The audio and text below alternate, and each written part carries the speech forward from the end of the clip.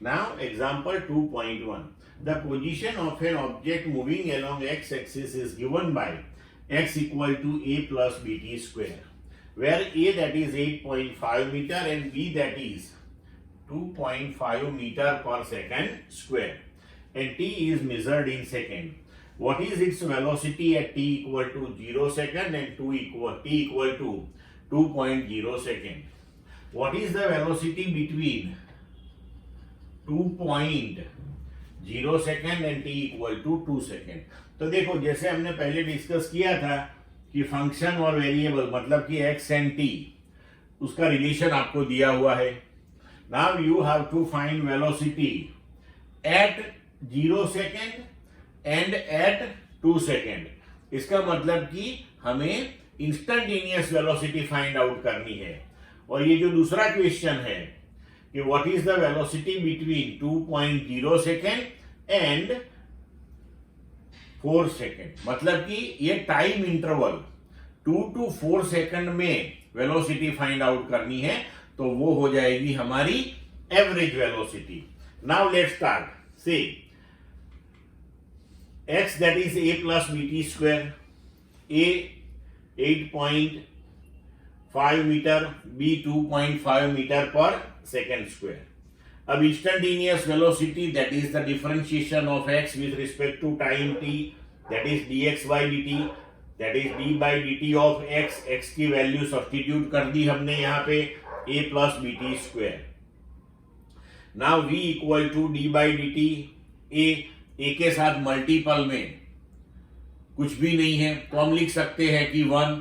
ये आपको समझाने के लिए मैं कर रहा हूं कि किसी भी कांस्टेंट टर्म अगर विदाउट वेरिएबल अपीयर होती है तो उसका डिफरेंशिएशन हमेशा 0 होता है. वो समझने के लिए, बाद में हम ऐसा नहीं करेंगे, डायरेक्टली लेके चलेंगे.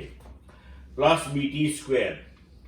अब 1, तो 1 को हम लिख सकते हैं t raise to 0, because anything raise to 0 that is equal to 1.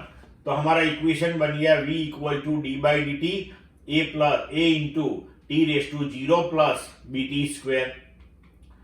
अब इसका डिफरेंशिएशन करते हैं, तो ये तो कांस्टेंट है, एज इट इज रखा.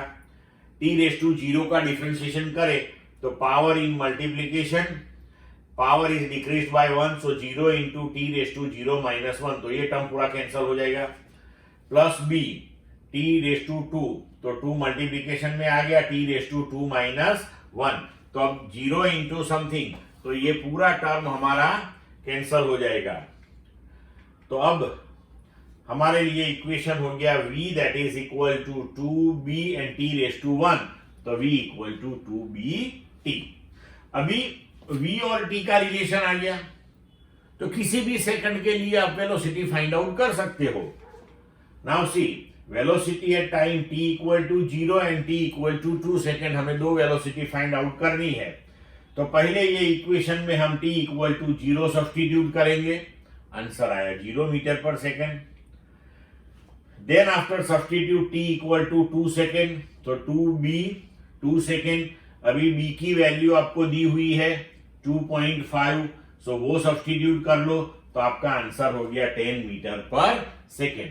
मतलब कि अपनी इंस्टंटेनियस वेलोसिटी दोनों 0 और 2 सेकेंड के लिए मिल गई. अब हमें फाइंड आउट करना है वेलोसिटी बिटवीन 2.0 टू 4.0 सेकेंड, तो वो हो जाएगी average velocity. So we know average velocity that is distance upon time.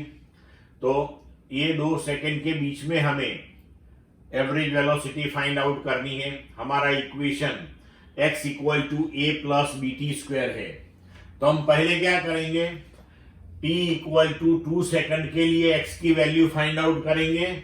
Then after t equal to 4 second के लिए, तो हम यहाँ दो इक्वेशन लिख सकते हैं, x1 equal to A plus B T 1 square and x2 equal to A plus B T 2 square. Clear? Now x1 that is a plus b, t1 2 second है, सब्स्टिट्यूट करो यहाँ पे, तो a plus b 2 into 2 square, तो ये हो गया x1 equal to a plus 4b. अभी यहाँ पे 4 सेकेंड के लिए, x2 equal to a plus B into 4 square. तो ये हो गया x2 equal to a plus 16b। अब हमें एवरेज वेलोसिटी फाइंड आउट करनी है, तो as per definition average velocity that is delta x by delta t, that is x2 minus x1 upon t2 minus t1। So x2 a plus 16b हो गया minus x1 a plus 4b हो गया, तो t2 minus t1। हम simplify करेंगे इसको, तो a plus 16b minus a minus 4b upon 4 minus 2। तो ये हो गया resultantly 12b by 2, a cancel हो जाएगा, सो 12b by 2 that is 6b। अब b की वैल्यू रख दो यहाँ पे, सो 6 इंटू 2.5 दैट इज 15 मीटर पर सेकेंड। तो ये हो गई हमारी एवरेज वेलोसिटी। क्लियर बच्चों, पूरे आंसर्स हो गए दोनों।